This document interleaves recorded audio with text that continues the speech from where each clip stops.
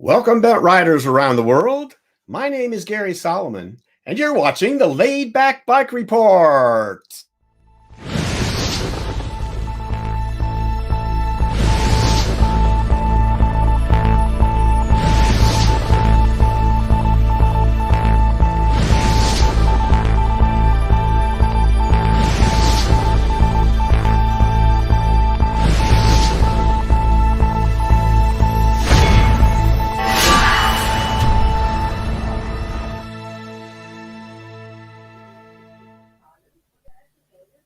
Well, it is a treat to have you all with us today on the webcast.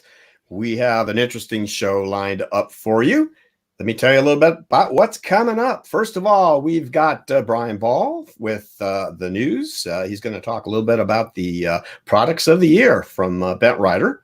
We have Pete Colan from SportCrafters with us. We're excited to talk to him. We have triker William Galloway out in Utah. He's got a very interesting story and has overcome quite a few obstacles. Someone really interesting to follow. So we're going to talk with William. We have a sports report. It was going to be Larry's. Then now it's back to Denny. So I think Denny is going to be with us to do the sports. We have some announcements to make as always, and interesting viewer submission again this month. So we hope that you will stick with us for all of that. I'd like to introduce you to my amazing crew right now. There they all are. Guys, Tim is going to be working. He's trying to get Pete worked on here. So let me introduce the other guys here. Lars, hello. Welcome from Salzgitter, Germany. Hi, folks. Happy New Year to everybody. Very nice. And we've got, instead of Larry today, like I said, we've got Denny Voorhees. Denny, how you doing, pal? Yeah, I'm doing really good. The blue tarp in the background, I'm setting up the studio down here in Florida, so it's a work in progress, but glad to be here today. Very nice. And Tim looks like he might be available. Tim, how you doing, buddy? You're muted because we did that to you and you were busy, so... Doing well, thanks. All right. And of course, Bryan Ball, the editor of Bent Rider from Rochester, New York. Hello, Bryan. Hey, Happy New Year and all that crap. Good to be here with everybody. Very good. And on the chat today, behind the scenes, we've got Larry Varney with us, recently doing the Santa Claus gig, and we're glad to have him back with us. Hi, Larry. We appreciate it. So at this point, let's move along and take care of a couple of short items I want to talk to you about. First is the live chat. As many of you know, we do accompany the both Facebook and YouTube webcast with a live chat. And we love when you guys comment and ask questions. It really makes the show interesting and participatory. So please join in the live chat. If you're on YouTube, you'll see it right next to the watch window, and on Facebook at the Laidback Bike Report page, you're going to see the comments right below. Just make a comment where you always do, and we'll be excited to respond to it when it's worthwhile doing that. All right. Also, of course, I ask this all the time. Please like, subscribe, and you can always learn more about the Laidback Bike Report by clicking on that little white eye in the upper right-hand corner of the screen. It'll take you right to our website, and there you'll find lots more about the Laidback Bike Report. Now, today's show is sponsored by TerraCycle, makers of exquisite recumbent parts and accessories for your bent, and trailside.bike, a fine recumbent bike shop on the Withlacoochee Trail in Florida, and Cruise Bike, designed for the cyclist who wants to ride farther, climb faster, and adventure more. All cruise bikes and frame sets ship free in the USA. And Trike, wherever your ride leads, Trike has a trike to take you there. Be sure to follow Trike on Facebook for information on the Trike Hot Winter promo. All right, guys. We are excited to have Bryan Ball with us as always, and he's going to do a news report here, talking a little bit about some awards from 2019. Bryan, what do you got for us today? Yeah, not a whole lot of news because the bike industry kind of shuts down between December and Christmas and everything. Obviously, we have stuff to do, but it is end of year awards time for everyone and everything. So yes, it is time for our bike, trike, and accessory of the year awards. These will be up on the website in the morning. But I thought I'd give a little sneak peek here. So yeah, first of all, let's start out with our first slide here. How we do this, I have a little cabal of people I get together and we talk about what we think was the best bike of the year. Is the Schlitter Freestyle. I was debating between a couple of them, but the Freestyle, John Schlitter, when he was with Bachetta, he was instrumental in kind of getting bikes out there, getting them racing. Made a big name for a lot of bikes. Two wheelers are definitely coming back a little bit. I don't think anybody can argue about that. And I really like this bike. It's really nice. I have one that's really great to ride, and I do hope that they're going to reinstitute that kind of racing culture they did before that really helped out the industry. And I think this is probably the bike to do it. Pretty reasonably priced and just a great bike to ride. You can go on to the next one. In our trike of the year, this one was pretty easy. The Bachetta Carbon Trike, the CT 2.0, whichever nomenclature you want to call it by. It's not only a fast trike, a comfortable trike, a very easy one to ride, but also it's the first time we've had a really full-scale production carbon fiber trike like this. And I think that is going to be the future of lots of things, not even in the bicycle industry. Just full-scale carbon production is going to be a big thing in the future, period. And I can really see them selling a lot of these. They've already come out with an electric version they just released. And yeah, it's a great trike to ride. It looks beautiful, and it's very well made, as you'd expect from Bachetta. Great trike. And next up, this is our last one, the accessory of the year. This is the Trident Canopy Headrest Combo. It fits more than just Tridents, but it's a really cool little accessory. A lot of people really like these canopies, especially if you live in places like Florida or Arizona, which are like trike meccas, and you have the sun beating down on you. Super easy to mount up.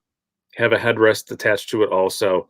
And they've just changed it now to where it's much easier to ship. It used to be quite expensive to ship. The shipping was almost as much as buying the accessory was. But now they're pretty reasonably priced to ship. They're easy to assemble. Really cool accessory. And just something kind of unique. Everybody's liked canopies, but it's been a while since somebody came out with one that was like really easy to not only install, but also to get your hands on at any time. And Trident's done that. So I have to give the award to them for accessory of the year. And that's all I have for that. Very nice. Well, we're looking forward to seeing the details on that, Bryan. Thanks for sharing that ahead of time with us. We appreciate that. And I know you're going to have to take off a little early today. So thanks for jumping on with us. It's always good to have you on, Bryan.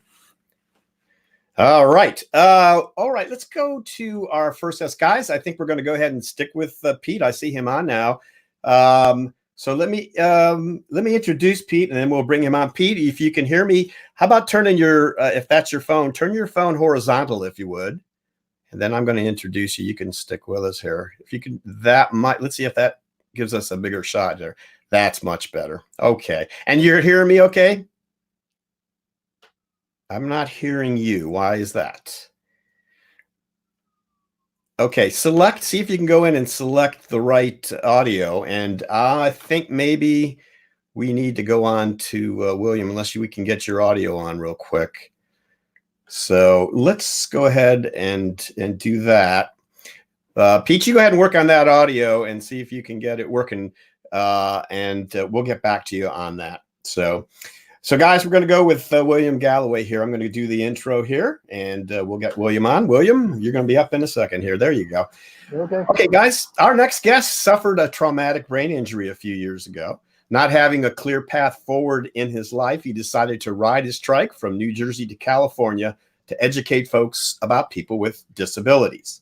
As he said then, when nothing else is working, you have to go make it happen yourself. He has been crisscrossing the country ever since. And today we catch up with William in Utah, and I think he told me he is at a Dunkin' Donuts. So, William, how are you doing today? Well, I've had plenty of fat pills already. a lot Yes, of energy to burn off. a lot of sugar there for you, right? I do. All right. So, you know what? Let's go ahead and let's start your interview here. Let me ask you a question about the start of all this. Can you tell us a little bit about that injury that I mentioned before? What was it that started all this for you? What happened? I got hit by a drunk driver in the crosswalk. I've always been a recumbent rider. I love recumbents, and I just but I didn't wear a helmet. And I don't remember the impact. They said my head hit a fire hydrant. I don't know. I don't know all that. I can't remember things like that. But 9 months in the hospital and then over 7 years in assisted living, 2 years in a group home with people with brain injuries. I started doing my own thing. They kind of had me built up to where I had a lot of anger and frustration. I was mad because it was the person's third offense. It's like the system was making money, a cycle that never ends. And when I got in low-income housing, I lasted 2 months, and it just wasn't me. So, William, so you were actually riding a recumbent bike. I know you don't remember a lot of details, but you were riding a recumbent bike when you got hit. You were in the crosswalk with the bike kind of thing. Is that what happened? Yes, Okay. it was. Okay, I understand. All right. So after the injury and you had, how long did you have rehab? I was in assisted living for 7 years and 4 months. Okay. And so what prompted you to get back on a recumbent of any kind and to start this lifestyle? What was going through your head? Well, I have seizures now, and I did. Other than that, I was a healthy person. I used to drive a truck, so you had to have a DOT physical, and I couldn't. I didn't have enough. I lost what I had, so I ended up. I didn't care about nothing else, and I wanted to get the fear out of me about riding bikes. So I had a vision, and I bought it used by somebody else. Just wanted to get rid of it. They weren't using it for a few years. I got back on the bike and started riding locally. Picked up a few jobs here and there, but nobody would never advocate for me about my seizures. So I'd have the seizures at work and the temp jobs. They wouldn't keep me long. So I was burning bridges to where I didn't care about nothing. So I found out a place called Amen Clinic in Costa Mesa, California. They had a few more offices throughout the country. They're more into natural stuff and helping people. And it's a Christian-based place too. And I took off my mission to go across country to get better health. I wanted to get away from New Jersey. So I was on a mission to see better. And I ended up meeting a lady in Arizona. Her husband ended up knowing Channel 13 anchor fella. So they did a story on me, and Channel 11 did a story on me by the time I got to the clinic when the ladies knew who I was. And the CEO for Amen Clinic, he was willing to give me free help for 3 years. Okay. I could find nowhere safe to be, so I wasn't giving up. And what do you mean about the homelessness in California? It was bad. Yeah. Well, let's back up just a little bit, if we could, William. When you rode across the country for the first time, heading for California, was that on that vision, or did you have a trike at that point? What were you riding? I had a cat trike. When I first took off with the vision, I ended up being in an ER a few times. I wasn't in shape. I weighed 290 pounds on the bike. I wasn't used to doing distance, being on the bike for 10, 12 hours. So after the third time being in the hospital, I decided to break down and get a three-wheel bike. So I had to look it up where to buy one. So I got one on consignment. He wanted $3 for it, the original price. I got it for 25, and he took the trade in for the other bike. And I took off with about $600 to my name, and I was on a mission to look for better health. All right. Okay. All right. So I want to know, so this was the first trip and you eventually made it out to California and got some help there. So tell me, pick the story up there. Now, how long did you spend in California? And I assume you made your way back east again at some point. How did that work? Well, I was there for like 10 days, and I got to where it wasn't safe to camp out. I couldn't walk into a restaurant and just keep on my bikes. I had people still sitting my property off the bike. So I ended up decided just to leave. I wasn't going to lose my bicycle and everything else I owned. It wasn't much. So I worked my way up through the coast, up to Santa Monica, Costa Mesa, and worked my way over to Bakersfield, California, and seen a sign that said it's 3,000 miles to Massachusetts. So I decided to just start heading back east. Okay. William, if I could ask you to hold that microphone on the side of your wire there, Okay. yeah, I think that's a little better. Some people are having a little difficulty hearing you. So, Okay. all right, that's better. Okay, so let's take up the thing. So you headed back east again, and then what did you do when you got back to the East Coast? I turned around and came back west. So at this point, your idea now was to just crisscross the country. This is what you're going to be doing. And what was what did you, at this point, was some concept forming in your head about what you wanted to do with this travel as far as raising awareness and such? It was right. I've been to churches and I've talked to people and explained to them the stigma society has, the hope, faith, miracles they call it. Well, some people can't understand how I could just push myself like that. I said, well, when you're looking for better help, it's out there. I just got to figure out where I'm going to get it at. So this time here's make my number 5th time going across the country. So I'm heading up to Washington. They have another Amen clinic. I don't know the area or nothing. Never been there. And I'm wanting to hope maybe it might be the end of my journey. If not, I'll keep going. I've always loved bikes. I've always been a bicycle nut ever since I was a kid. And this is your 5th time across the country. Is that what you said? That's right. Trike gave me a new bike. And so that's where I've been coming from Orlando, heading back to Washington in that direction. You know, as I was working with you, William, to get this webcast together, you were going through Colorado and Utah, where you are now. And this time of year, in December and January, could you give the folks a little sample of what it's like to ride a trike in the depths of winter through the mountains? Because I know it's not been easy. Tell us what that's like. Over at Leadville, Colorado, I got caught in a snowstorm. I got there a day before the storm, and everybody else was talking about how much snow you're going to get. They were looking at 24 inches. They got it. And, the roads weren't cleared off or nothing, and it was pretty well cold. And I'm on a budget for me to sleep out, and so I had to sleep out a couple times, and somebody else got concerned about me and put me up in a motel for the night. But the mental side is that I just wasn't giving up. I got myself out here, and I got to do the best I can. And I met a lot of great people. I wouldn't have made it as far as I've been, and I still ain't stopped yet.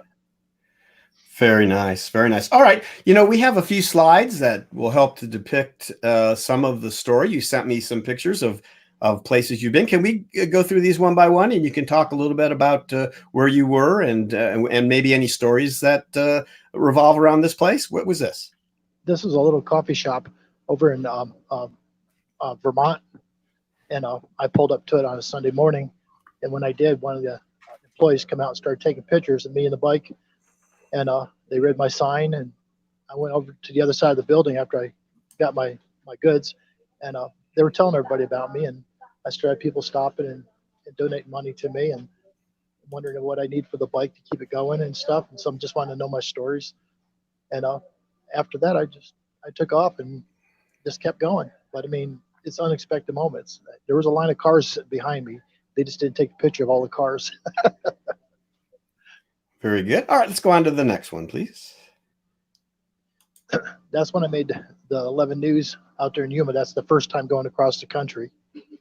And the lady was just, she took pictures of video of me, the scar on the side of my head.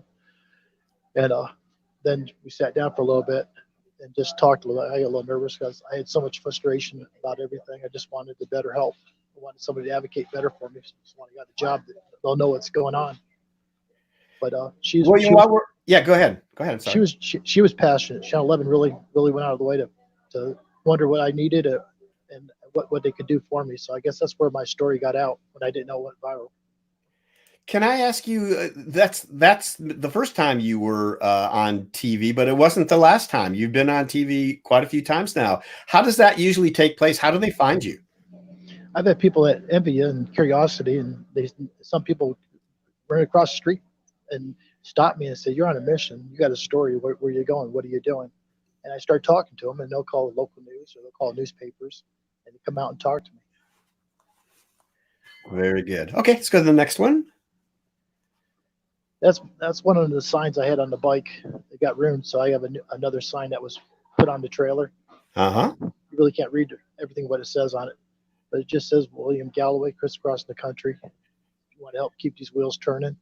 And then it has my fundraiser 3000 at Gmail, and then my PayPal account of paypal.me/WilliamG799. Right. We're going to list all that stuff in the description below the video here, so everyone who's watching, William, can figure out how it is they can help you. William, I'm going to take just a quick break if we can. Lars, can we bring Pete up for a second just to check his audio out so we know whether he's good to go? Pete, can you hear us? Hey guys, can you hear me? Yes. Good to have you with us. All right. We're going to send you back down. Just be patient. We will get back to you in a little bit. You got it. Look forward to it. Great. Okay. Yeah. Back he goes. And William, back to your story here now. So we have some shots of the road here. What's do you remember what this instance was here?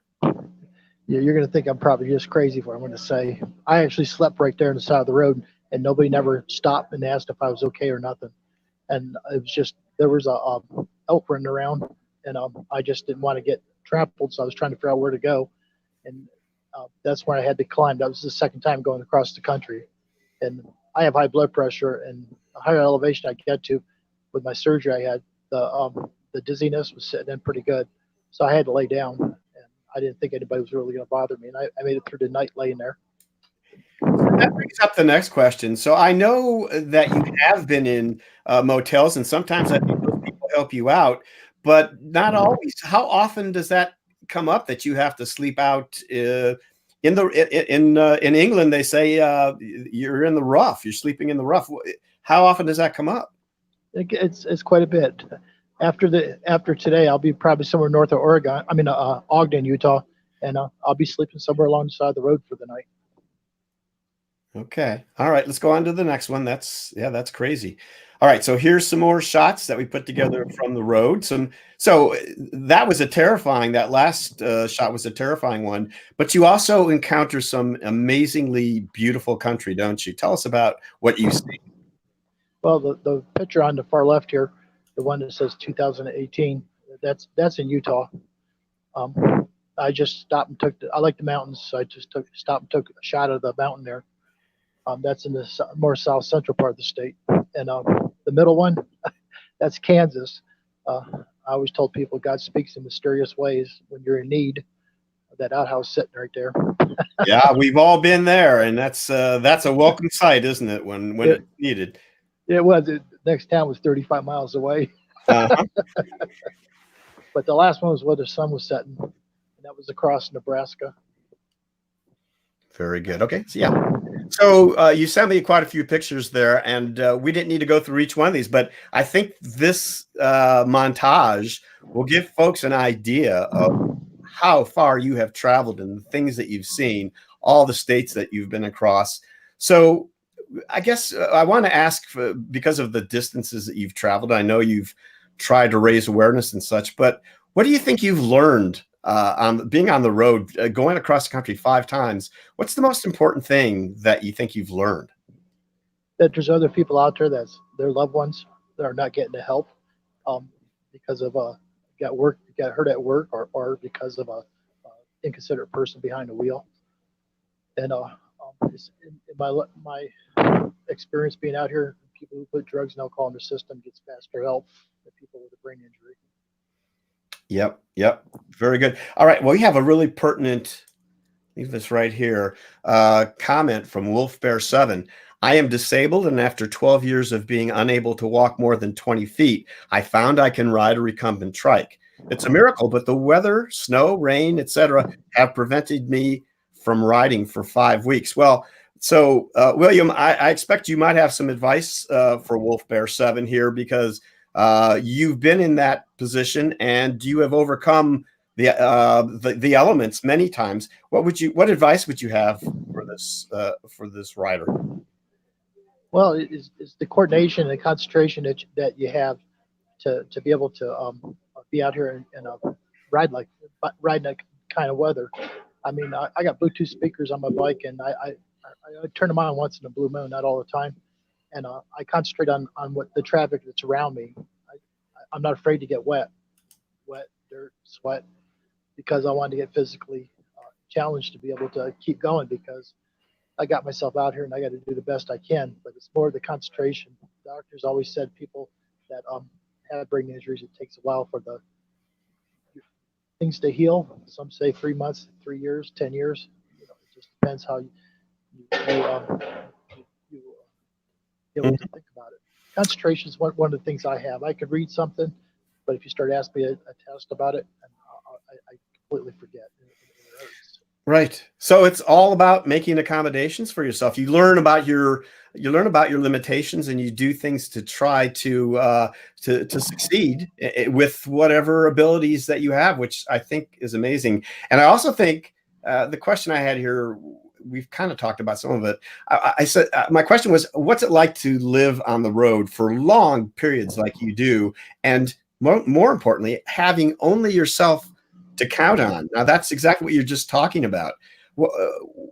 How do you deal with the fact that you don't always have help out there? You just have to do what you have to do. How do you deal with that?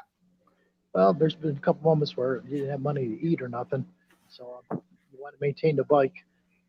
Some people think you're having too much fun on the bike, or you're rich and retired, but they don't understand the medical side. And some people, as old as they are, they still make fun of you in such ways. But Of course. I try to stretch things out. I don't really want to come off of what about me or what about me. It's more like you got yourself out here. You got to listen to what's going on. Well, I think it's incredibly brave, William. Do we have any more? Was that the last picture? Yeah. Okay. That's kind of, so this was in Utah, and another beautiful sunset. Go ahead. That's Illinois. It rained that morning. I woke up with the rain coming down on me. There was a tree down on the right. I slept under that tree. I woke up with a drizzle of rain. So I got out there and just started riding. And that's, like I said, I get out there and I ride in the rain too. And that looks more like a bush than a tree to me, William. That's not much. No, it's not. Like I said, that's middle of nowhere. Yep. Places. All right, tell us about this. Looks like a trike on a truck or something. Well, I got broke down, and it's like my back wheel. I broke 9 spokes on the back wheel. So this driver, he stopped to see what he could do for me. So we strapped the trike on the back there, and I had a 1-wheel trailer before this big trailer I got now, and we put it in the cab of the truck. He gave me a ride 20 miles so I can get the bike fixed. Very nice. And that there was on the West Coast, the first time being out there. The guy's a chef, and I got invited to go out at a campground and hang out for the weekend. And I lit up. I thought I'd light my bike up. And that's when I had it's a generic of a bob trailer. So I had all the lights on it, all lit up, just to give it a unique style with the picture in the background of the sunset. It's beautiful. All right. And that's where I was leaving Yuma, and I was just crossing over into California there. Nice. Next. And I actually, the second time going across country, I learned that if you can sleep in a post office and the local police, nobody can't kick you out. So that comes in handy for you. I've done it 3 times. Wow. And two of them's been in the cold weather, and one's been in the time when it was just raining. I was just east of Denver, about 20 miles, and that's the first time I found out about it. All right. And what about these here? These are a couple of shots you sent. That's a bicycle shop over there in upper New York that I ended up stopping at. And I broke my small sprocket. I literally bent it over, and I was stuck. So they went out of the way to find somebody that could help me out with another sprocket to put back on there. And I just took a picture of their shop. That's all. All right. And then the fire protection. Sorry, Trey, can you go back when there was is that a fire? That was a VFW. I've had a lot of veterans that I met. They think I'm a vet, but I'm not.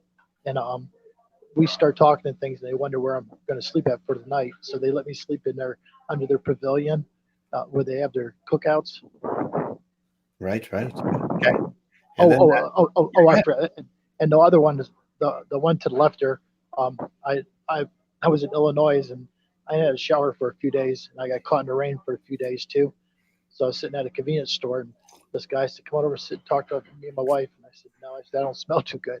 He goes, "Oh, come on." I said, "No." So they come over to me, and he said, "So you really need a shower?" So I did. So he invited me over to the fire department. I got a shower, and he said, "Take a break." So I ended up sleeping there until the next day. They said they tried to wake me up, but I didn't wake up too fast. Okay. And I think it might be the last shot. And what about this American Legion This picture? is the one. This is what I was talking about. That's where they put you up and had you shower. That's the one where they let me sleep under the pavilion. Uh-huh. Very nice. And there's your rig. That's you know what, we haven't really talked too much about your rig. We talked about your cat trike, but you have, is that a bob trailer? That's a generic of a bob trailer. Okay. And so tell us how that works for you. Is that a good, is that arrangement with your panniers and the trailer, is that a good arrangement for you, you found? It was all right. If I had a bob, this is one of these Japanese trailers. They come out of Portland, and it was just falling apart on me. One day my hitch came off, and the trailer went its way, and somebody else just about hit it. Then another person stopped and picked up the trailer, and we went to their house and fixed it, got it going. That picture was taken in Lafayette, Illinois. That's a college town.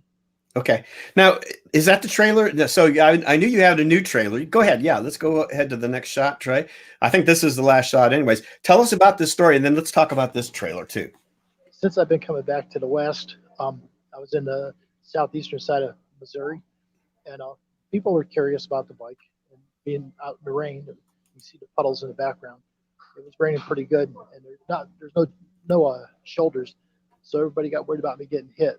So officer ended up talking to somebody and see if they give me a ride up the road to where I get into having a shoulder. And he said, well, I like to get a picture taken. So me and them both stood beside the bike, and the other person took a picture of us. But he's not the first one. There's been one over in Cookeville, Tennessee. He stopped me at 3 o'clock in the morning, and he took pictures and everything, and they put me on their Facebook. And I've been over into Kansas. It was as I was coming back this way. Another officer said, hey, we like your picture on Facebook. I said, what are you talking about? And they'd say, on the Facebook through the police departments, my story's getting out. So you didn't even know. That's amazing. I did. It catches you off guard. Yeah. I've had the second time going across the country where I'm in Nebraska and at a Carl's Jr. and the guy walks over and lays $50 in front of me. I go, what's this for? He goes, my wife told me to give this to you. I said, what do you mean? He said, we saw you on the news down in Phoenix. I said, I've never been in Phoenix. I said, I've been through Yuma, but I said, I'm down on I-8. He said, no. Local affiliate, KREX, Channel 5 News out of Grand Junction, broadcast down to Phoenix, and he saw me. Wow. All right. And William, let's kind of finish up here with the trailer. So tell us about, this is your current trailer, right? Yes, it is. And tell me about where did that come from, and what's it all about there? You have a tote on a frame. Tell us what it's about. Yeah, it's a W-Y or W-I-K-E. It's called Wikes. They're out of Canada. Okay. They build bikes for people with handicap special needs. And anyways, they had a kit. So I bought the kit. It's the corners, and you get the wheels, and you have to go out and buy aluminum tubing and at like Home Depot, and you can make the trailer as long as you want, as wide as you want. And is this holding up well for you and working well for you? I'd say it's working okay, but I'm on the bike every day, so the weather, I'm not the weather, but the physical side of riding it, after a while you feel the weight. I got bulk stuff in there. It's not like I got something real heavy. I just got bulk stuff. Gotcha. All right. If we can go back to the double shot, maybe of William. There you go. Thank you, Lars. William, that is all amazing. You are a heroic figure as far as I can see. Can you tell me, if you would, how can our viewers help you out? What goals do you have in mind for these journeys? And what's the best way for the folks who are watching this video to help you out? Well, like I said, I have a PayPal account if somebody can financially help. Okay, that's too far from me, but if I'm crossing roads and you stop and talk to me, and I'm always thinking about what I need for the bike and something that can just make it easier down the road. This weather, I need a really good sleeping bag, down sleeping bag. But I mean, I do the best I can. What I got. And I would, yeah, I want to say that you hadn't mentioned it, but of course you're on Facebook as well. So we'll put your Facebook profile in the comments in the description below as well, so that folks can kind of follow you a little bit, so that maybe they'll have an idea where you might be. Maybe they can catch up and give you a hand on occasion when you might need it as well, huh? I appreciate it. I just, like I said, it's all about the story, about getting the story out, because you're asking for help. And a lot of people sit around places and drink their coffee in the morning and talk about people who are not wanting to go out and get help. Absolutely. Well, you're working hard to show everyone what can be done with someone with a very difficult disability, and you should be proud of yourself. And we will continue to follow your journey. We'll do everything we can to widen the scope of what you're trying to do here. And William, thank you so much for allowing us to come into your life on the road a little bit on the Laidback Bike Report. We hope to see you again soon. Well, if any viewers are out there, I'm just south of Salt Lake, so I've been trying to get Fox News Channel 13 to pick up my story, but haven't gotten a respond back yet. All right. If any of our folks are working for Fox, jump on it if you can. So, all right, William, go have another donut and don't get too much sugar high. We really appreciate it. We will see you again soon. So long. Well, thank you for putting my story out there. It's our pleasure. It's our pleasure. All right, guys. You know what? Let's reset back to Pete, and we are going to just take it from there. Let me go to my intro, and here we go. Okay, our next guest is an entrepreneur who began making rollers for NASHBAR 25 years ago. He eventually developed a unique way of introducing resistance to these trainers and built a successful manufacturing business as well. This is done in Granger, Indiana, and that's, I think, where we're going to find our pal Pete Colan today, the owner of SportCrafters.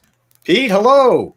Good afternoon. Sorry for the technical delays here. Well, I'm good with gears and nuts and bolts. I'm horrible with computers. And you told me that right from the start. And thanks to Tim, one of our crew members, for helping me get on here. So let's go ahead and get started here if we can, and learn more about your story now that we have your voice with us. So can you start out, if you would, Pete, by telling us how you got started in the biking business? I got started in the biking business by taking up cycling, mountain biking, when I was actually working for a living, working for somebody else, and enjoyed it so much that I got with a friend of mine and we decided we had a great idea for a bike rack. And it turned out it wasn't a great idea, but we made a bunch of them anyway. And we sold a few of them. But somebody saw our work in metal and said, hey, I'm going to plan on making bike rollers for NASHBAR, and I'd like you guys to make the frame because I have drums I'm going to be buying from somewhere else. So we said, sure. And that turned out to be an interesting project, but the drums failed miserably. So NASHBAR needed somebody to make rollers, and we bought a lathe and stepped up to the plate and made rollers for NASHBAR. That was 25 years ago. Pete, what were you doing at that time before you got into this? What were you doing at that point? I was an engineer in the aerospace industry for 14 years, and then also an engineer in the automotive industry for another 14 years. And notice I've always been in a form of transportation, supersonic aircraft, subsonic aircraft, cars and trucks, now bicycles. I just keep getting slower and slower as I go along. Right, but more fun, I think. So, all right, yep. You know what? Let's start the slideshow, and then I'm going to ask you. We're going to see some of the rollers and stuff. I'm going to ask you about. You talked about NASHBAR. Tell us about how SportCrafters came into being. What was the idea for that, and how did that start? Well, like I say, SportCrafters started out with the idea we're going to make the best bike racks in the world, and they weren't. But you know, you learn from your mistakes, and you learn a little bit about metalworking and things like that. So then we started making the frames for this other fellow who wanted to make rollers. But the hardest part is actually the drums. And so we bought a lathe and figured out a way to cut drums on its own axle so that you end up with no runout on the drums. And that's kind of unique in our industry. Nobody else does that. But that's been the standard of what we've done for 25 years. All right, let's go ahead. Trey, let's go ahead and go through these pictures of the SportCrafters. Okay, go ahead and tell. You know what? I think maybe Pete, at this point, you can tell us about the products then that you developed as we look at them. Does that make some sense? That's perfect, and this is a good order. The full-size bike rollers is what we started with because that's what everybody did 25 years ago. And then trikes came on the scene, and I had a guy give me a call and said, you know, I'd really like one of your rollers, but I only need 2 drums. And I need them shorter. And he had a green speed trike, and I said, sure. So I cut down some drums and made a trike trainer out of it with a fan resistance. And that was probably 15 years ago. I had no idea what the popularity of trikes was then or was going to be. But he said, "Hey, I like this a lot. Can I start selling them?" Sure, go right ahead. And I was happy that he sold 20 a year. It was awesome. And then it just started growing and growing and growing. And as you know, there's more and more manufacturers out there. So, we followed the trend of the industry with trainers, and, the volumes now are terrific. Right. So you kind of rode the wave, didn't you, as far as that goes? Kind of rode the wave, yeah. And then also the hand cycles came into play. Did that come into play about the same time as the trike kind of thing? Because that's basically what they are, yeah? Actually, quite a bit later, because you can imagine on a hand cycle where you're steering and powering on the same wheel with your arms, it's ridiculously hard to stay in the middle of the drums. So it took several years to figure out an elegant way to keep a hand cycle self-steered. And that's what those upright poles are. They contact the leg rests ahead of the steer center line, ahead of the steer tube center line, which keeps it steered centered. And then also, just like a trike, you don't have to clamp it in. A rider in a hand cycle can leave their feet in the footrests, ride up to it, get on, get their warm up or their workout, ride off, and then head off and do other things. Okay. We can kind of page through these, I think. I wanted to ask you about the advance you made where you came up with the internal resistance mechanism for these things. Can you tell us the story of that, like when that came about and what role that played in the differentiation of your rollers versus anybody else's? Sure. At the time, trainers and rollers, if they had resistance, had a device that was attached to it, driven by a belt or something else. And it was always cumbersome and clumsy. And in fact, we made the resistance unit for the Cyclops rollers, which is an external unit. And one of my employees said, it would be really great if we could put that inside the drum and not on the outside. That way it's more elegant. And we really came up with the idea on the airplane back from Interbike in Las Vegas one year. And we spent months trying to figure out whether this would work. And so we just said, what the heck, let's just build one. And the first one worked great. So this is the device that's inside of the drum of the trike trainers. And this is what produces the resistance. It's magnets that allow themselves to rotate. Well, it's hard to do this when you're looking in a mirror. Right in a good position. Go ahead and do that. Yeah. So it at any given speed, the magnets assume a position with a certain gap to the drum. And as you increase your speed, the magnets respond by moving to a new position that has a closer proximity to the drum. So you get this beautiful nonlinear relationship of power and speed. And at any given speed, there's nothing moving. You're not stirring fluid. You're not spinning a fan. The magnets stay in position and give you a resistance at that speed. Increase your speed and the resistance increases dramatically. So we started out with that technology on the full-size rollers, made sure it was going to function, it was going to survive, and it did. We applied it to the trike trainers then and got rid of the fan, and it's worked out really, really well.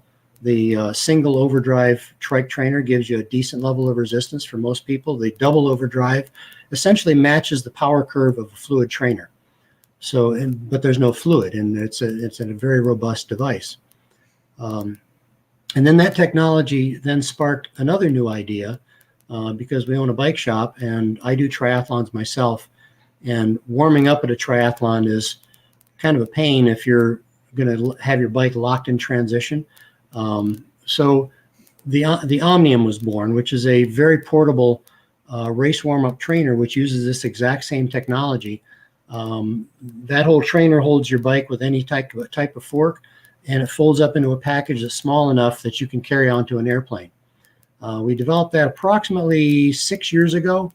It turned out to be ridiculously successful, and thanks to my daughter, who took on the marketing effort, and she just created this worldwide demand that we absolutely could not support as a small company. So we sold the technologies to Feedback Sports, and Feedback Sports is now serving that worldwide professional market. And you had quite a few celebrity athletes, didn't you, at the time? Well, one of our first customers was Gwen Jorgensen. And, when when she got in touch with us, we said, boy, that name sounds familiar. Well, it turned out she was in the previous Olympics, Women's Olympics in triathlon. Didn't do very well at the time, but she needed this trainer because she's competing in triathlons all over the world, ITU triathlons. And she wants to train on her bike in her hotel rooms. And that gets kind of hard because you can't check a fluid trainer into an airplane. So she bought this so she could train all over the world on her bike. And she did. And up to and leading into the Rio Olympics, where she won the gold medal. And she attributes a lot of that success to being able to train consistently on her bike wherever she goes. You know, here's a question from Gort57.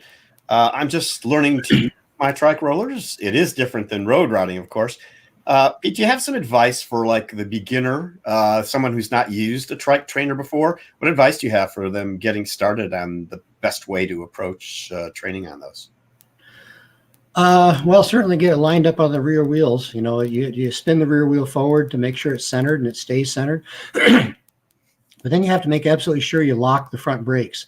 There's no way to keep it from rocking back and forth unless you lock the front brakes. And if you lock the front brakes, it should be stable. If you turn the trainer so that the red cap on the resistance drum is in the right rear, you'll get more meaningful resistance. If you turn it around the other way, the resistance device doesn't work. It basically turns off. So you have a very low level resistance at all speeds. And it should be fairly simple and intuitive. The hardest part is getting the wheel centered and also remembering to lock the brakes. Very good. Okay. Well, you know, at this point, why don't we take a peek at how you produce the products that you produce at the shop. And I'm going to let you take it away, but you tell Trey when to go to the next shot. And why don't you explain the materials and the machines and the process that you use to produce these SportCrafter trainers? Well, being in the Granger, Indiana area, which is right between South Bend and Elkhart being the RV capital of the world, South Bend being the home of Notre Dame. I hope there's Notre Dame lovers out there. We're very fortunate to have an abundance of raw material suppliers here. We have a steel tubing supplier, very local, lock joint tube. We have many aluminum extruders. We have finishers. We have injection molders. We have all kinds of people locally that can produce raw materials. So basically all of our materials are produced locally, except for things like bearings and bolts. Those we have to buy because they're not produced locally. So it's pretty easy to be able to make stuff here without having to rely on sources that are in other states or other countries. On the right, you see our CNC lathe that produces the drums, and we'll show you some slides later on that show you how that's done. The machine in the middle is our multi-spindle drill press. It drills all the holes in the frames for the full-size rollers and the trike trainers. And then the press on the left is a hydraulic press with a die that bends the tubes into the legs that you see on the trike trainer and the rollers. So next slide. That's the steel tubing that comes from Lock Joint Tube here in South Bend, Indiana. It's a tubing mill. These are fresh rolled tubes that are sheared to length. So they come in bundles like that, and they're ready to use. Those are the smaller size tubes. They're just sheared to a different length for trike trainers. And these are for the frames? These are for the frames, yes. So it's a 1-inch steel tube. And those are the aluminum extrusions that we get from our local extruder, Yellow Dog Extrusions in Mishawaka, Indiana. And that's a custom die. The OD is 3 1/4 inches, which we decided on after experimenting with multiple diameters. It provides a decent level of resistance. It's low, as low to the ground as you can possibly get, but it's not too tough either. And the interior diameter has a special shape to it that prevents it from rotating on the caps that we use. And that's our inventory. Those are new aluminum extrusions ready to be machined. That's the multi-spindle drill press. It's kind of hard to see, but we drill all the holes simultaneously in 2 sets of frames. So that way, and it's all CNC driven. So we basically just plop the steel in there, punch a button, and the holes get drilled. How many people you have working for you there, Pete? Counting myself? Yeah, sure. Counting myself, 2.5. Wow. You're not one of the halves, I suppose. So. No, we got a guy that works part-time that kind of takes care of maintenance and some of the special projects that we have. So is it fair to say then that you do much of the machining that we see in front of us here yourself? I don't do that much of it anymore. I take orders and ship orders and take care of the bookwork, but the processes are very, very efficient. The press works. This is the bending press that bends the feet on the steel. But if you keep a design simple and you make the processes efficient, that's the best you can do. Sure. This is the lathe getting ready to cut a drum. You can see on the left side is the headstock. The axle is actually chucked on the headstock and also the tailstock, so the axle is held stationary and on center, and the drum spins then on its own bearing. So that drum is complete, just like and that's a longer drum than the trike trainer drums, but the drum is complete when it's machined. Those rubber drums that you see on the top actually counteract the tool forces and also prevent the drum from singing. If you can imagine like a pipe hanging from a string, if you smack it, it'll make a singing noise. These drums will do the same thing on a lathe, and if you don't counteract that with rubber rolls, you get all kinds of interesting patterns on there. So we're able to cut at pretty high speeds, and that's in the process of cutting. We took that photo live. You can see some of the non-machine material on the left and the machine material on the right. And this lathe, its entire life for 25 years, has done absolutely nothing but cut drums. And there's some of the finished roller drums getting ready to ship. We make the full-size bike rollers for Cyclops and always have. So these are getting ready to ship to Cyclops. And that's the little magnetic resistance unit I was showing you in the same thing you were holding, isn't it? Yeah. Yep. That's all it is that creates the resistance inside the drum. Very robust, very reliable. Manufacture that as well, yes? We do, yeah. The extrusions all come from the same source. Those are custom extrusions for the axle itself, for the spring holder, and also for the magnet holder. They come from Yellow Dog Extrusions. The magnets, unfortunately, they come from overseas, but there's a U.S. distributor for them. And they're a neodymium iron, which is incredibly powerful magnets. If you can pinch your finger and it'll draw blood if two magnets come together. So what we do also on every single drum is we check the resistance curve of the device inside the drum. So we have a real bicycle being powered by a 5-horsepower motor that's on a frequency drive, so we can vary the speed. And we have 3 or 4 points that we check on speed, and then we check the power using a power tap wheel on that bicycle. So we're driving the bicycle with a motor, and we're checking the power at 4 given speeds. And that's the drum on the device being checked. And this is basically our tool room.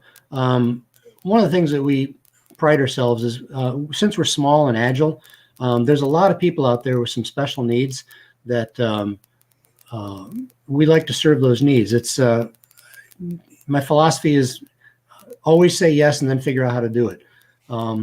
We serve some very powerful athletes in the world. There's the 2 world record holders, land speed. What do you call it? The world land speed record holders on hand cycles. They live in the UK, and I had to build some special trainers for the 2 of them because they're very powerful people. If you can imagine, over a flat stretch of 200 yards, measuring an average speed of 56 miles an hour using just your arms. That's how powerful these people are. We've served some powerful people in the trike world and other industries. So, if you have a special need, feel free to ask. Love to serve you. All right. Yeah, you're kind of known for that, Pete, as far as great customer service is what I hear, and the flexibility to provide products that may not be in the catalog, but you're willing to go the extra distance to put something together for folks, which is Amazing. All right, let's for a second, let's hone in on the Trike products. How many types of roller products for trikes do you have? There's the single overdrive, which most people find satisfying if you're not athletic and you're just looking for a keeping a base level of fitness by medium power spin in the living room. That's the MR110. It uses just one of the overdrive drums. It's a less expensive model than the double overdrive, and the double overdrive gives you a much more powerful resistance at higher speeds. And these are for people who maybe were athletic on a two-wheel bike, or they're athletic on a trike. And there's, you've probably seen there's trike races now in Australia that are 6-7 hours up to 24 hours. So there's very powerful people on trikes now, and the double overdrive gives you a good sized punch at the top end with a recovery spin at low end, and that's the MR120. So there's two models, and they differ in price by $50. Okay, so yeah, we've talked to the folks in Australia. That's you're referring, I believe, to the Pedal Pre, which is an amazing association of folks. And we send our best to all of our friends in Australia, who right now I think are really suffering with some huge fires. So I know there's been some issues even in some of the bent world that I've heard about. So right, and also maybe velomobiles. Those guys go incredibly fast. The Pedal Pre guys, those are sort of velomobiles as well. So that's really interesting. All right, now for our viewers who were heretofore unfamiliar with the SportCrafter trainers, and now you have piqued their interest and they want to look at them or buy them, where do people go to buy these? Well, check your local trike shop first. Most trike shops carry trainers. If you're a trike shop listening and you don't, give me a call. But you can also order from our website. If you go to our website and for more information, it's sportcrafters.com. Don't be tempted to put an S between sport and crafters. SportsCraft was a company that used to make ping pong tables. They don't anymore. We get a lot of questions about buying ping pong table parts. So sportcrafters.com is our website. We have a lot of information there that you might find useful. Very good. Now let's finish up here, Pete, with a couple of other items. Folks may not know, even those that are familiar with SportCrafters, that you have a couple of other recumbent related products that you have on hand that you sell or are working on. Can we maybe start with the trike rack we talked about? But show us that and tell us about that.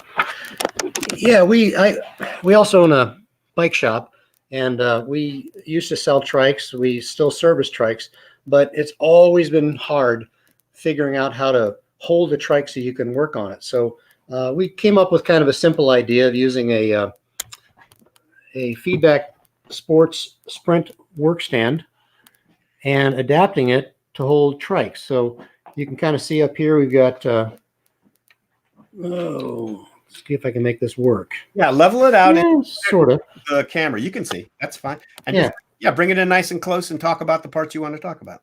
Okay. There you go. That's great.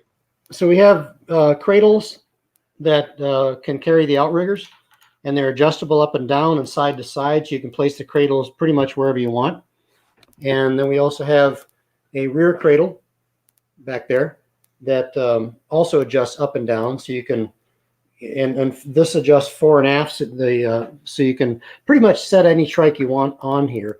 We haven't figured out a trike that it doesn't fit, because we've serviced adult Delta styles, adult tadpole styles, pretty much everything. And it's also, for bike shop owners, it's a good looking way to display a trike in the shop up off the ground, so you can kind of show how it works, and you can spin the gears and things like that. Do you have the retail sort of price on that for folks to have an idea? Yeah, the retail is $449. Okay. I know a lot of people have made their own racks out of PVC tubing and wood, and that's awesome. But this is a little bit more adaptable if you have multiple trikes. Mm-hmm. Very good. All right. So there's the trike racks. Now, there's another product that has a deep history with us here on the Laidback Bike Report for the years, and that is the X Shifter. So longtime viewers of this show will remember that we have had interviews with Paul Gallagher, who was the original innovator of this product, and it had some problems. He had issues with marketing, and he went to China and had issues with some of the products getting quality assured and all kinds of things. So I guess I was surprised to find out that Pete, and you can correct me if I'm wrong, I believe has the American distribution of the X Shifter right now. And so we may take a whole nother show with Pete and talk in detail about what's going on with him. But Pete, can we take a few minutes at least and bring us up to date as you know it on what's going on with the X Shifter and what the product is right now, especially with regard to recumbent bikes and trikes, and tell us where you think it's going. Sure. I've actually got a little model here. It has 4 X shifters on it, and it kind of show you how it works in shifting the derailleurs. And that's a button, right? That's a button I'm pushing buttons on a little handlebar here. Yes. Okay. So they're separate. Yep. And when I saw this, I also have a hand cycle. It's a racing hand cycle from Top End. It's a Top End Force, and I used to ride that when I was having trouble with my knees. And shifting on a hand cycle is just a real pain with mechanical shifters, because you're grabbing the grips and you're going in circles, and then trying to shift on a shifter that's spinning around in circles. So the shifting is always getting messed up. About every mile you have to recalibrate it. So I saw this at Interbike a few years ago and met Paul, and I said, hey, the hand cycle community needs this badly. And it turned out they really did. I've got a lot of these on hand cycle applications, and it's eliminated that whole frustration of mechanical shifting on the levers. So that was the first application that I targeted, and it's worked out really, really well. I like Paul right off the bat. He's a great guy. He's a great inventor. Not so good in the business aspects, but we're working on that. He did move to Taiwan. He had to set things up, his corporation and tooling and things like that. He had a relationship with a distributor that didn't work out so well, so he's had to adjust a few things, but he's back on track. His website will be up.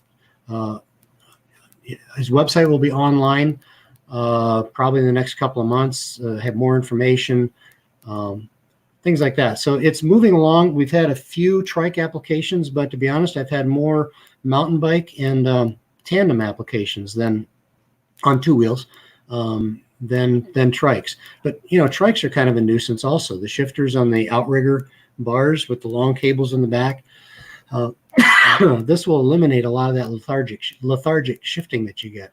Yeah, I got to say, Pete, I think maybe some of the lack of response from the recumbent community, triking community, might be from the fact that they had no idea that they're actually are available, and there's an American distributor now. So can you characterize now the situation as far as that goes? If you have a trike or a recumbent bike that you want to use this on, is it available? There was an issue with the Android app, I know, that he had for a while. Is that resolved? Can you just kind of tell us the current status?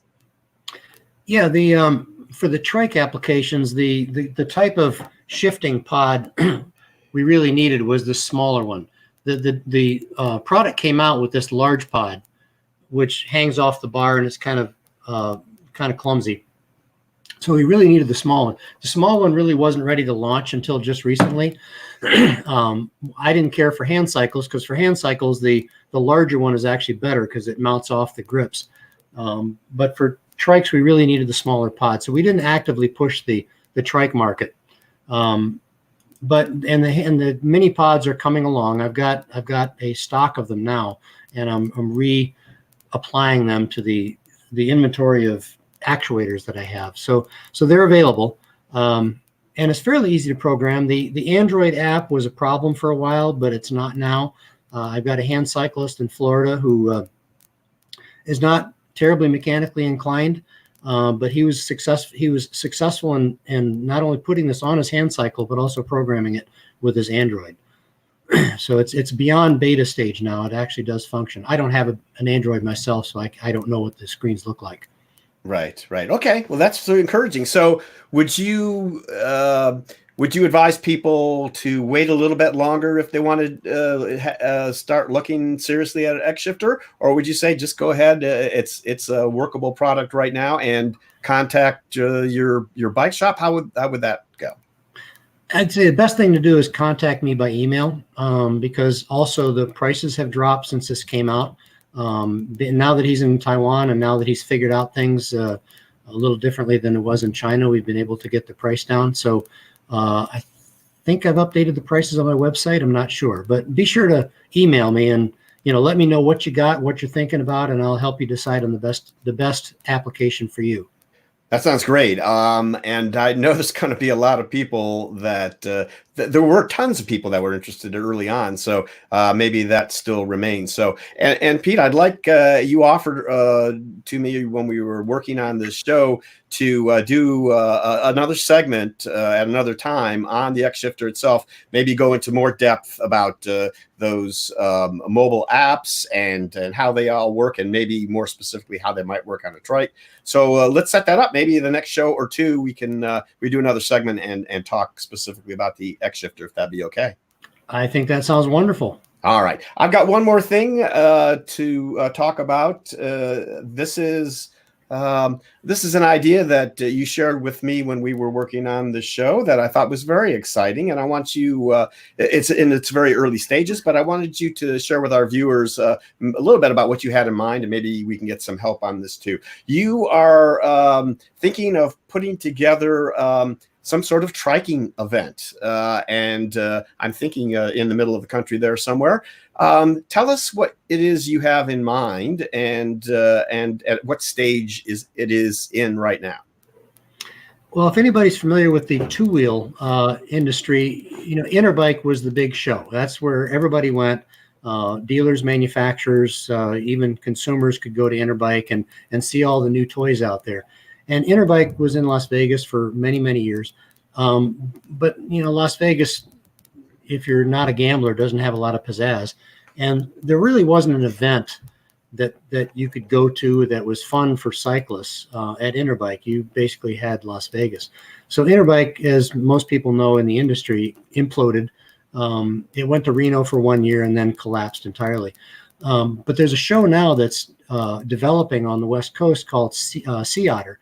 And Sea Otter started out as a cycling event, and it turned into a trade show because people in our industry love to go to events so they can have some fun and then go to a trade show. So, I'm thinking the trike world, now that we have so many enthusiasts that are able to travel and have some fun, maybe we should have an event that's an event first, where we have distance rides on roads, paved roads, gravel roads, whatever.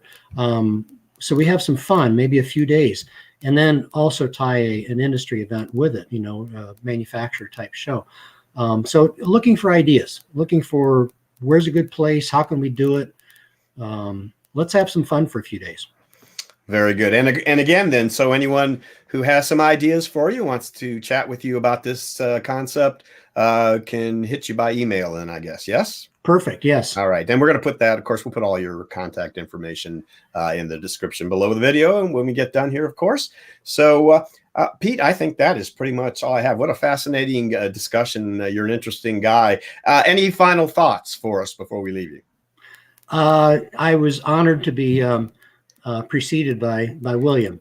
What an amazing guy. I didn't hear the entire story, but I certainly heard the end, and wow, that's amazing. My wife has ambitions of riding across the U.S., so I want her to see that portion of the video. He's an inspiring guy, no doubt. I was glad to be able to give him a little voice, so that's great. All right, Pete. Well, thank you so much. We will be seeing more of you in the near future, for sure. And thank you so much for spending a little time getting everything ready to go and being on the Laidback Bike Report. Thank you so much, Gary. Appreciate it, Pete.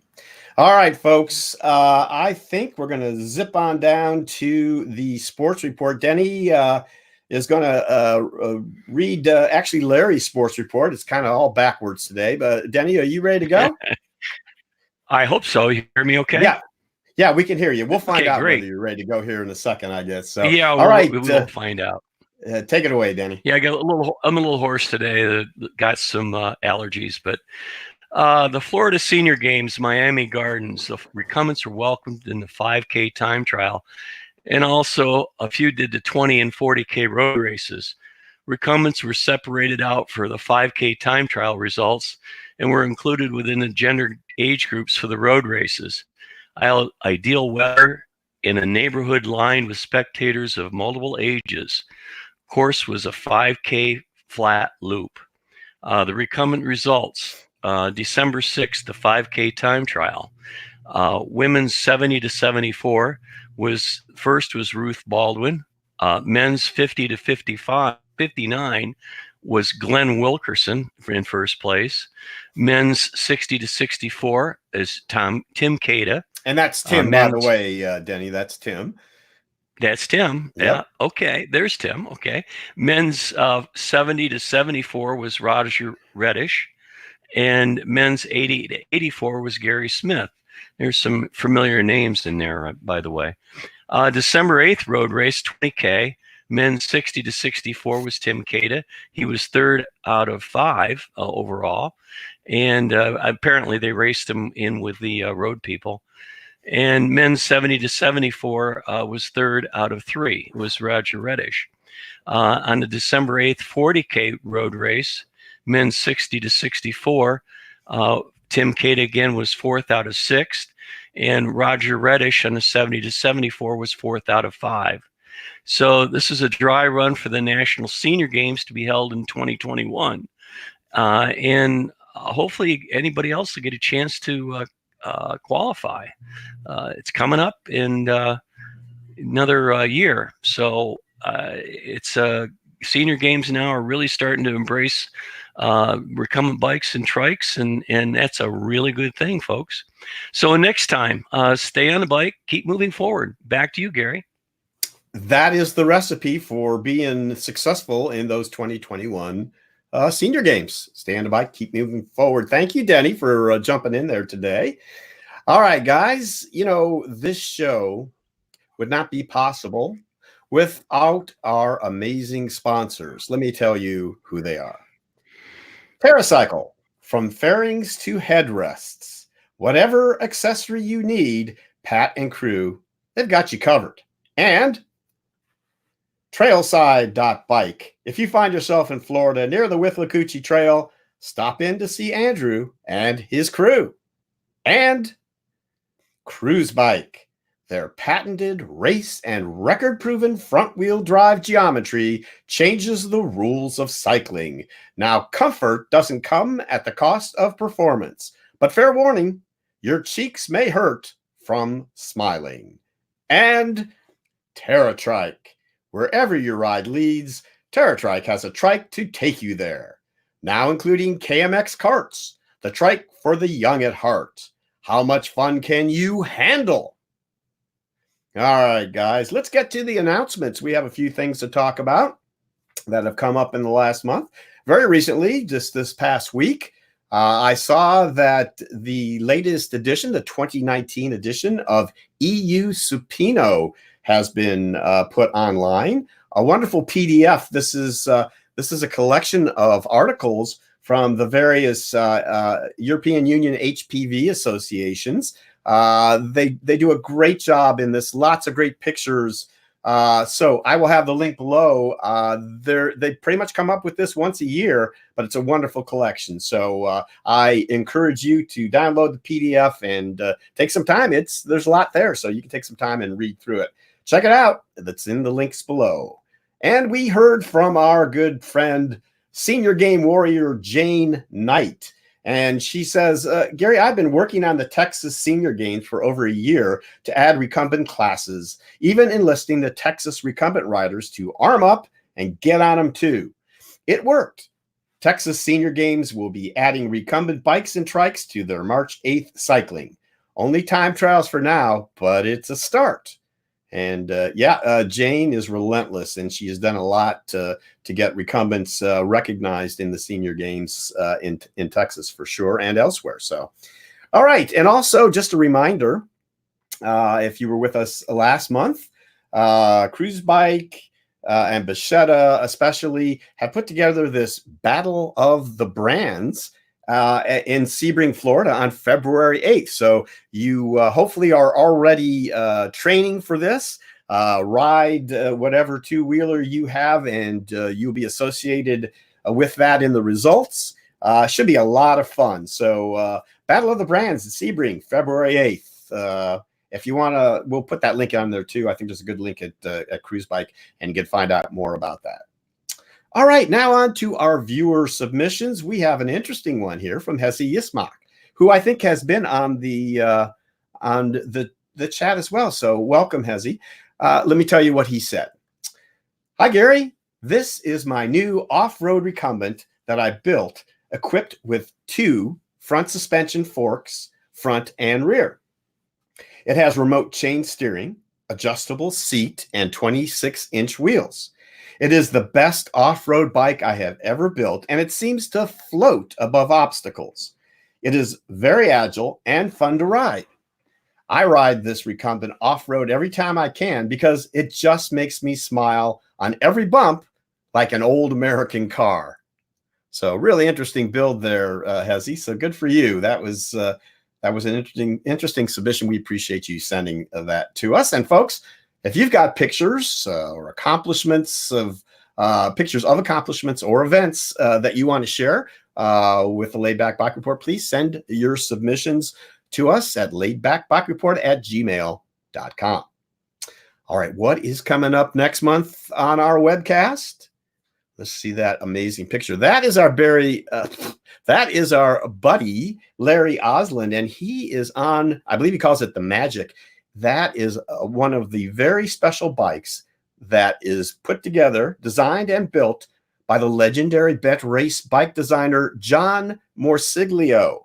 And we are thrilled to have John come on the show with us next month to talk about all the amazing bikes that he has put together over the years, what he's doing now, lots of interesting stuff and changes, he told me, coming up. So we'll be working with John this month to get some pictures to show you. And I think you'll really enjoy this interesting character. That'll be February 2nd at 2 p.m. Eastern Standard Time. That's the next Laidback Bike Report. All right, guys, once again, if I could, please remember to like, subscribe, and if you want to learn more about the Laidback Bike Report, just hit that little white eye in the corner, and it'll take you to our website for more information. All right, at this point, I want to thank all my amazing panelists. Let's see who we got left here. There we go, guys. Great job. Thank you all for putting this together. I know there's a couple of you who might not even have been here today and came under really tough circumstances. Trey, I'm looking at you. And Tim, thank you so much for volunteering to help out today with Pete. You did a great job because I wasn't sure he was going to be with us. So thanks for pulling that off. So thanks, guys. These are the guys that make it all happen, folks. We really appreciate them being with us. And Bryan had to leave, as I said earlier. So thanks to Bryan and Bent Rider for all their promotional support. And don't forget Larry. And Larry, I don't know how Larry didn't make it on the show, but of course he's been there, as you, all of you on the chat. Thank you, Denny, for reminding me about that. Great job, Larry. We really appreciate all the hard work moderating the chat. You've been the go-to guy for that. So we need to talk so we get you on. We got to get that face back on. If we get any face on, we got to get the beard. So thanks, Larry. Appreciate it. So that's it. So I thank all of those guys. And most of all, I thank all of you for taking the time out to watch the Laidback Bike Report today and whenever we're on the air. So thank you so much from all of us here at the Laidback Bike Report. So long, Bent Riders.